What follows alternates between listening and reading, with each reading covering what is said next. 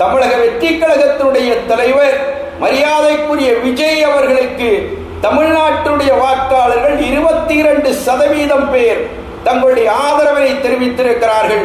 இன்றைக்கு தேதியிலே தேர்தல் நடத்தினால் நாங்கள் விஜய்க்குத்தான், தமிழக வெற்றி கழகத்துக்குத்தான் வாக்களிக்க போகிறோம் என்கிற செய்தியை சொல்லி இருக்கிறார்கள். ஆக பாண்டே அவர்களே ஆச்சரியத்தை வெளிப்படுத்தி இருக்கிறார்கள். ஏன்னா இந்த 22% என்கிறதை நான் கூட எதிர்பார்க்கவில்லை என்று அவர் பேசுகிறார். அவர் என்ன சொல்றாருன்னா, என்னை பொறுத்தமட்டிலே தாவேக்காவுக்கு 10 முதல் 12% தான் என்னுடைய கணிப்பாக இருக்கிறது.